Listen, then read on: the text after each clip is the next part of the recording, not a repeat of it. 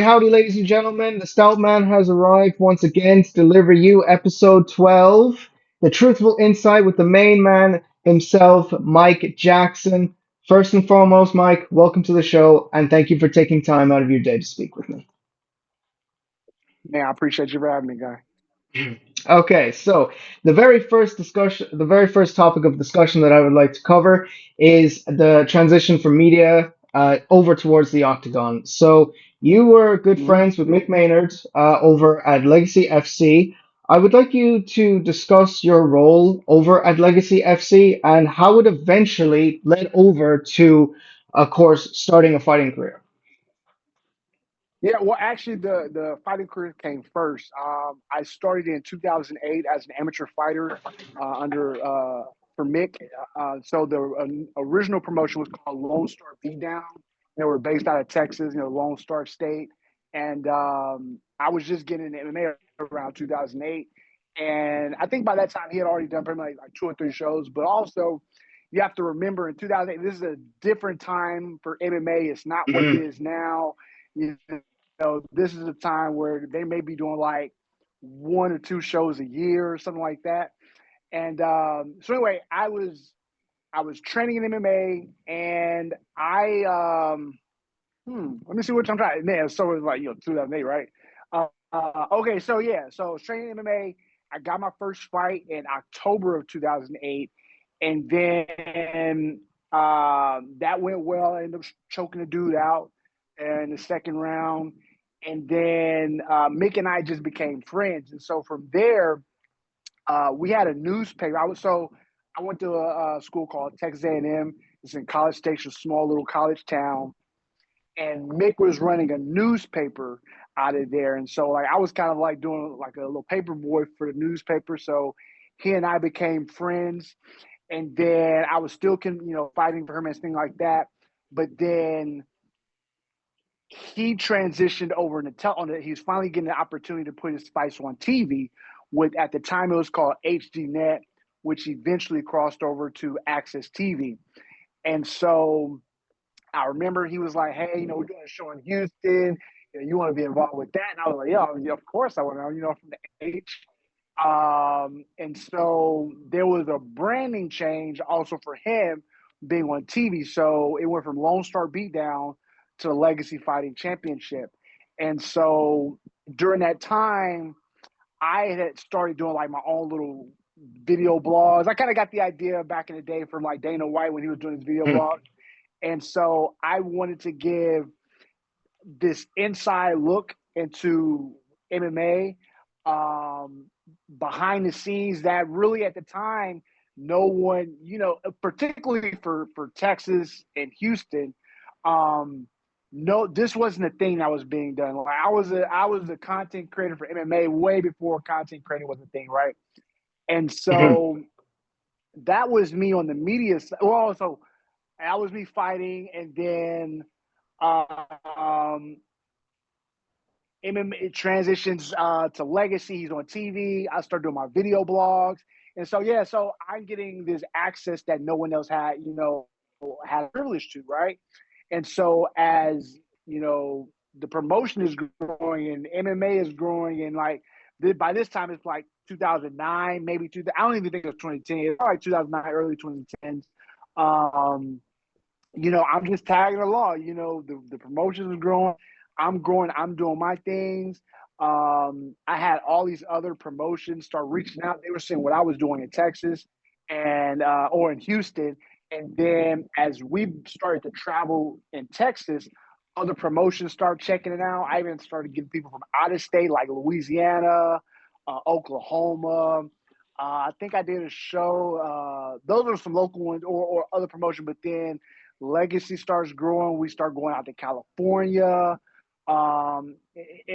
Colorado. Like it was just a dope. It was I like to say I was a lot of the cool things I've been doing. These little side quests in life. I just been at the right place at the right time, knowing the right people. So as this promotion starting to grow, other people are picking me up to do my video blog. So then my brand from a media personality is growing. But it also in this, I'm still competing, right? I'm still Yeah, fighting, yeah. doing my thing. I'm competing in MMA, but also I do some boxing. Like I won the Golden Gloves out here in Houston. I'm doing some Muay Thai and kickboxing. I just love fighting. And then I was in a Mhm. position in life that I was able to do this. Like I was able to just, I had a solid support team around me. So as far as like financing goes, so I'm able to train and fight, but I'm also able to like travel and do my little blogs. That ended up transitioning over into the photography side of it. And then I started making some really good money on the photography side. So for me, I never had any real aspirations to be like a professional fighter or compete in the UFC, nothing like that. It was just these opportunities like came to me. My first pro fight was actually in boxing. Even from the boxing side, I'm 4-0, four knockouts in boxing. And then I had the idea, it was like, if I'm going to be covering this sport, that I need to at least for me, I set the goal of competing like once a year. From Mhm. just again, not nothing crazy, just there's some local promotions out here. I could easily get on a card from name recognition. So yeah, like that was the move. And then one random day, I get a call from his name is Colin Cantrell. He was the ring announcer for Legacy and also a matchmaker. And he was like, "Yo, Mike, like, we got this idea, like, you're gonna fight this kid, Mickey Gall, and I think the fight was gonna be like Minnesota on a Legacy card. Well, it may have been LFA by this point. I think they had already had the merger Legacy and RFA. Um, and at the moment, like I had taken some time off from MMA because I was like letting some injuries heal up. But by this time, it was probably like, a few months had gone by. And he was, oh, so put a pin in that real quick. About a year prior is when CM Punk had signed to the UFC, right? It was all in the Mhm. news, it was all ESPN. And I remember seeing it, and I was like, this is stupid. Like, this don't make it like, why would this dude do it? Like, all these other avenues, right? But look, that's his life choice. So anyway, so I get this call, it's like, yo, you want to fight this kid, Mickey Gall? The winner gets CM Punk in the UFC. And I was like, wait, what? And he was like, yeah, like this is a great opportunity, and it makes sense, you can't really give him a UFC caliber fighter, given, where he stands. So it would make sense to bring in someone. Well, Gall even he asked for it. He had like one fight. He was on like the looking for fighter that year. And so with everything going on, it made sense for someone who, again, like people think like I can't fight or anything. It's like, no, like that's not the thing. It's like fighting is it like for people don't understand, like the outside looking in, as far as fighting goes, you have to be really dedicated to this sport to compete. Even at the local level, right? You have to put in time and you can't just like, oh, I'm gonna be a fighter and go hop in a fight. Like, I've actually seen guys do that, and they look. It's life or death. I have literally seen someone die in the cage, right? And you see it on other combat sports, like people have died and things like. Now the dude that I did see die, they did resuscitate him, so he didn't get out of here permanently. Um, but there's so many consequences when they come into fighting, which is for me is like I didn't want to be a professional at that level because I understood that I didn't want to put that kind of training into the sport, right? I wanted to put it. Look, I'm a naturally gifted athlete as far as a fighter, but that can only take you so far. And for me, I was like, I'm cool with the limit that was going to take me. Mhm. So I get this opportunity to fight, CM Punk, and I was like, yo, like, there's literally nobody in the world who would have turned down that offer, right? And so I was not going to be a guy. And I was given my knowledge of fighting as far from a fighter to being on the backside of it, and the media side, on the business side, working with managers and things like that. I was pretty confident of where he would lack in his abilities, right? Mhm. And so for me, it was a win-win. Like, and there is, as a fighter, you always go into a fight knowing you're going to win, right? And you should no fighter should ever look at going to a fight and be like, I don't know, I'm gonna win this fight. But I was pretty like obviously anything can happen, like some fluke thing, even in a fight. Like I think he jumped guard on me, and I was like, oh shit, I wasn't ready for that. Like, right, kind of caught me off guard. Um, but I was 99% confident like this was gonna be a wash. And so for me, it made sense. Like this cool opportunity came and just fell in my lap, and I had to jump on it. And the rest is history. Yeah. So speaking of CM Punk, the major talking point, and in fact, I had actually had a few conversations with some guys on Monday, and the main topic was not the bout with yourself. It was actually his payouts, and this was kind Mm-hmm. of was this was a kind of drove a talking point about fighter pay. CM Punk came For into the sure, for sure. UFC. He only came into the UFC against Mickey Gall and yourself, and for those two fights, his disclosed payout was $500,000, and that was the main talking point, and it got everyone riled up, alongside his placement on those cards. Because if I'm not mistaken, he was fighting on the main card for UFC 203. He was the third last fight for Alistair Overeem versus Stipe Miocic. So, Mike, I want you to give me Mm-hmm. your insights and your honest thoughts about CM Punk, the dude coming over from WWE. Now, granted, he's a star. He pulls in numbers, but he's only going over to Duke Rufus. By the way, rest in peace, Duke Rufus. Shout out to He's Duke. only He was a good dude. I knew Duke. Good dude. Good dude. Yeah. So he officially went over to start training with the likes of Ben Askren, Tyron Woodley, and of course Anthony Pettis.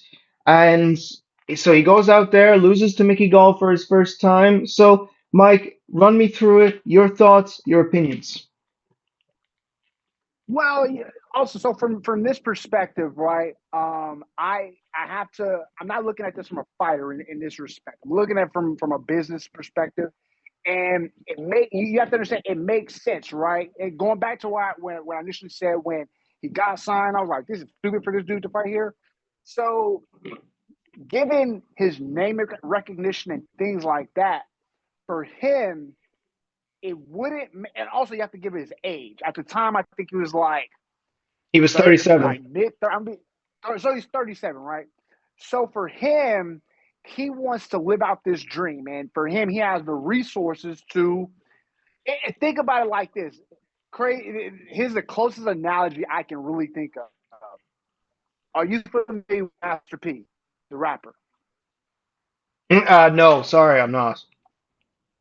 Okay, so there's a rapper from the state. He's from New Orleans, Louisiana. His name is Master P. He's one of the he's a mogul in the hip hop community, but also outside of it, right? For him, out even though rapping was his lane, he was also good at basketball. Now, was he like NBA level basketball player? No, but he was still good at basketball. Like he was good. He played in college and things like that. Master P got a tryout to play in the NBA, and he played on the Toronto Raptors for a little bit, right? Now, if he was a regular guy, not Master P, there's no way, regardless of his skill set, he wouldn't have got that opportunity.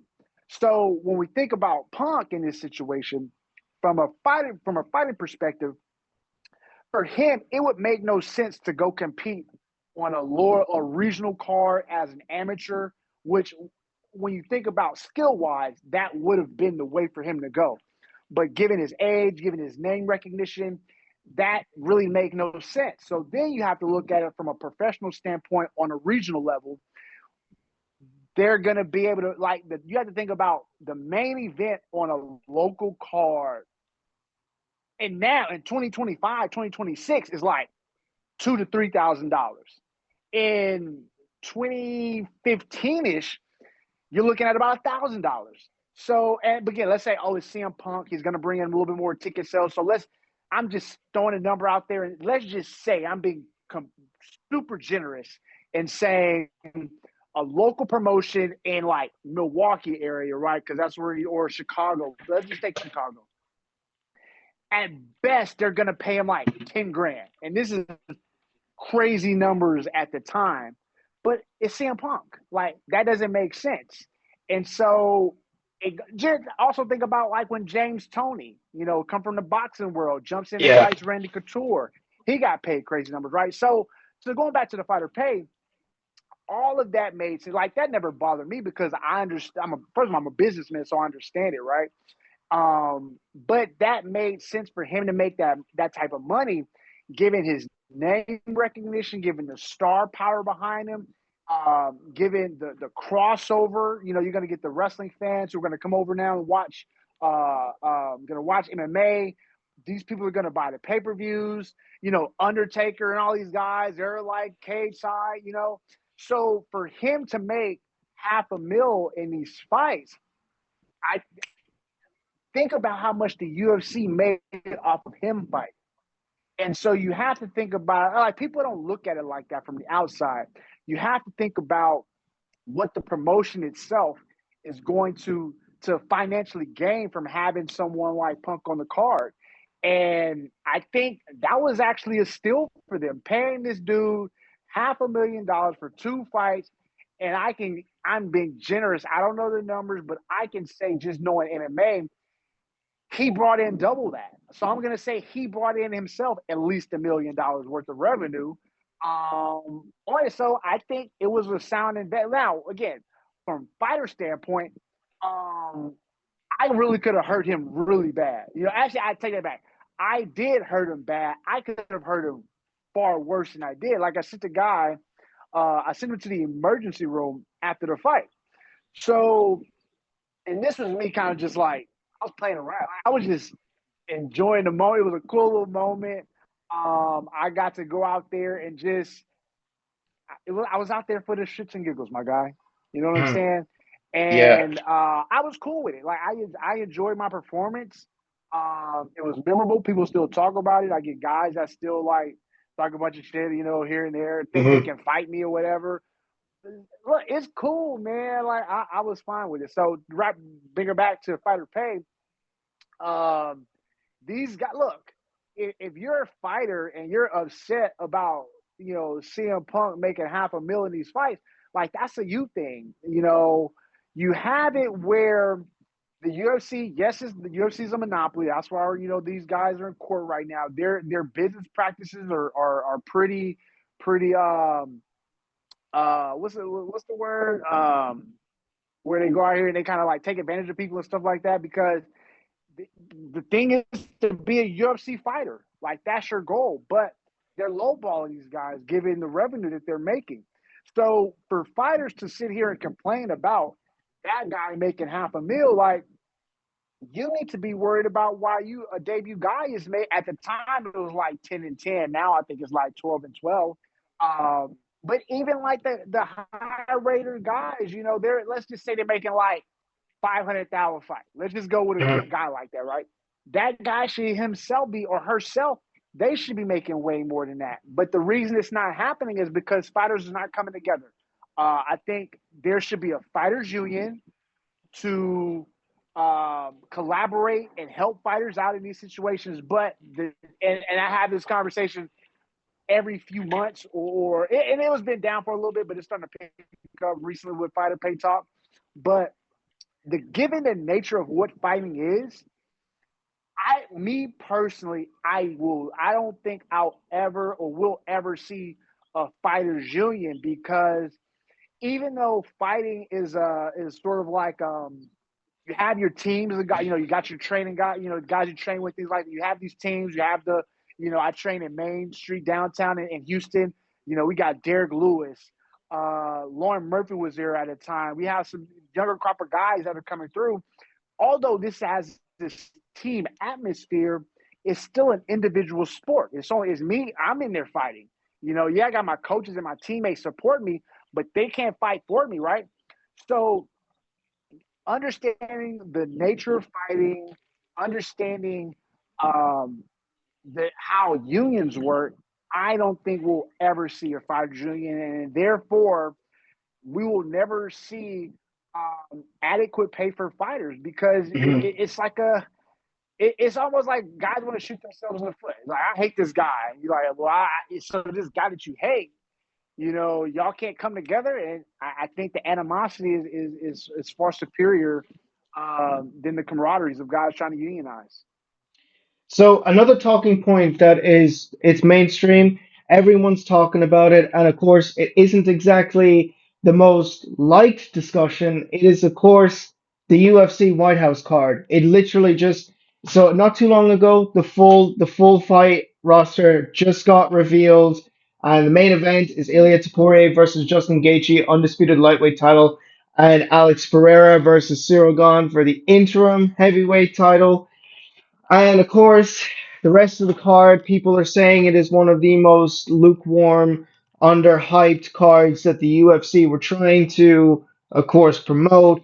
So I would, of course, like to know or get your insight on the UFC White House card, because there's been a lot of opinions about this, but and Mhm. I can certainly see from the outside perspective on why it is because they were trying to promote it as if it was something next level, as if we were going to see six title fights in one night, which I obviously thought was suspicious. So take it away when you're ready.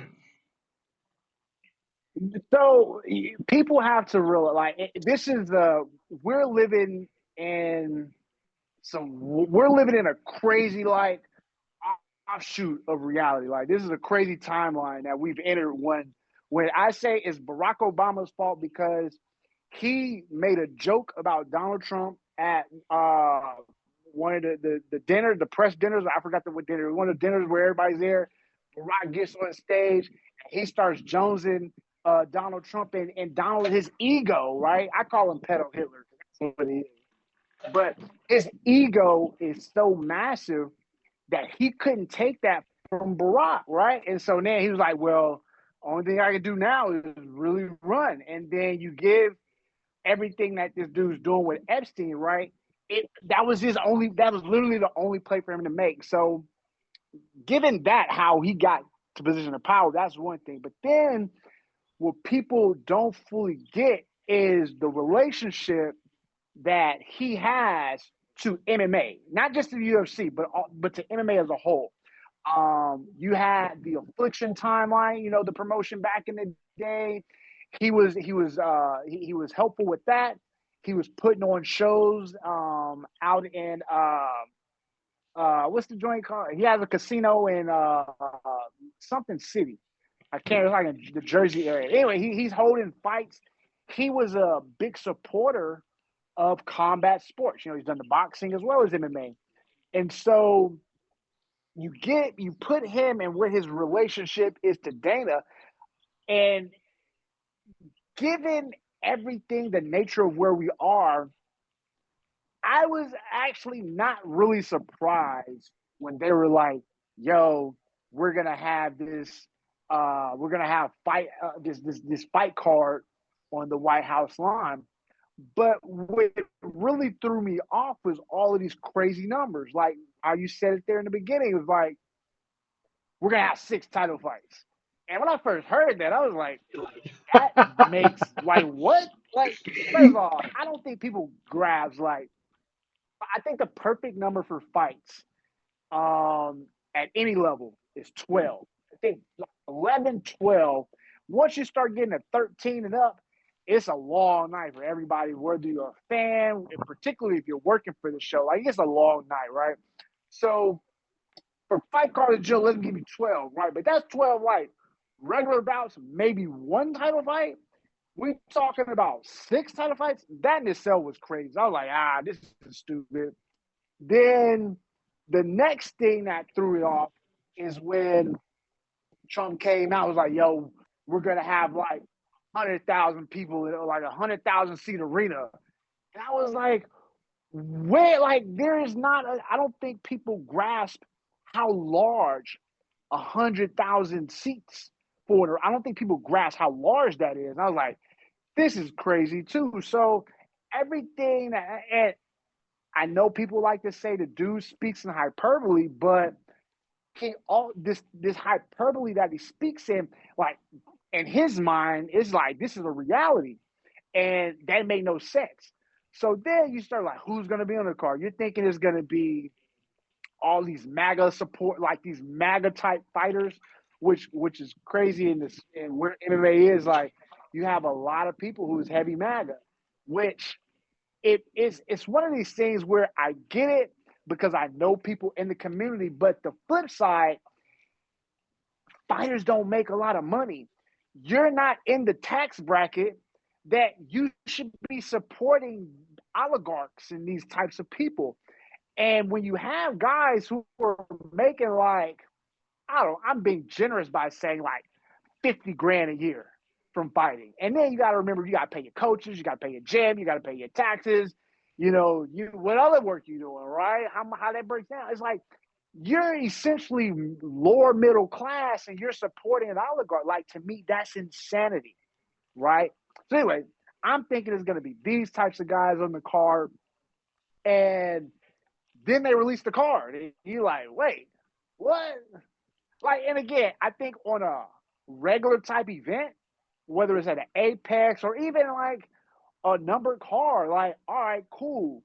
But when you're hyping this Whitehouse, something that has never been done before, it fell crazy short. But you all, so that's one side of it. Also, I think is super dumb because the guys that are gonna, you have to think about who's gonna have access to the White House, right? Who are they going to, whether you have a criminal record, you got to think about that. Like, there's a lot of criminal behavior from people that get into MMA. I know I've seen people get arrested at fights. Like, they post fight, I've seen a dude get taken away, right? Crazy story. Um, so you're kind of limited about the fighters you can have on the card. And so it just made no sense. You have to, again, going back to the fans who are going to be there.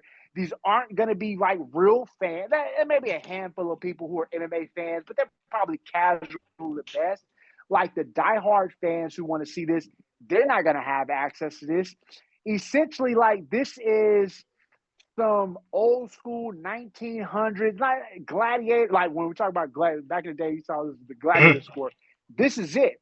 You have these guys who are performing, and again, remember when I said earlier, people have died in this sport or can die.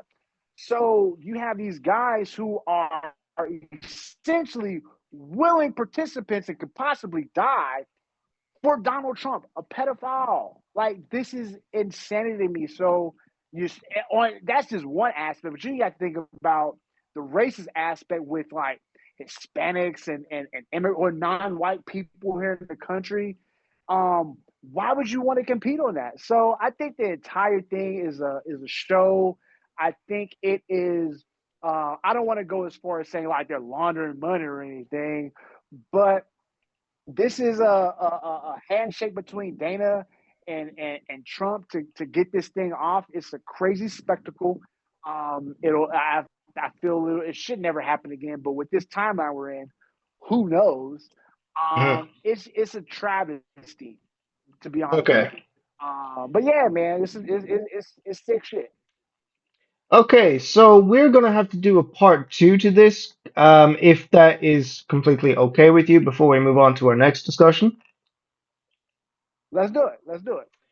Okay, so I'd like for before this interview concludes, for the first part, I want you to discuss your name, the Truth moniker, because you're known as Jackson, the Truth. So would you go as far to say that you are kind of unfiltered, that you don't mind saying what needs to be said? So give me a rundown.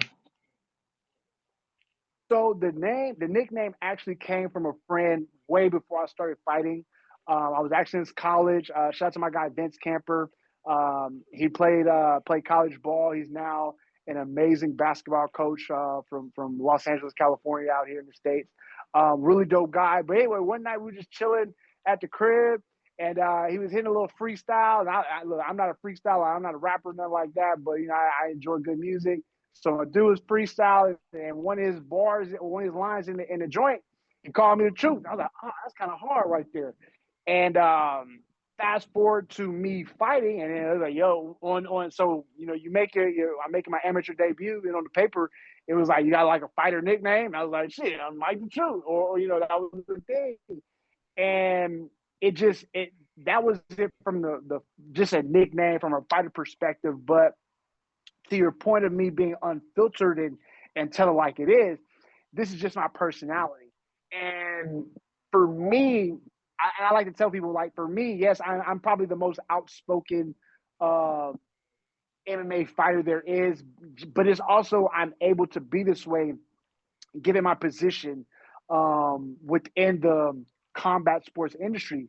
So for me, I don't. So yeah, think about it. If you have like a regular job, right? A lot of times you got HR. You have these people who you essentially filter. Like there's certain things you can't say or can't do for fear of losing your job and all these Yeah, yeah. consequences. I don't have that. I've never really had that. I've never really had a traditional job. I've had this entrepreneur mindset since I was a kid. I think my last real job that I had, I worked at a place called Wine Style. That was it seems like I was selling wine to people. It's pretty, which is cool because I love wine.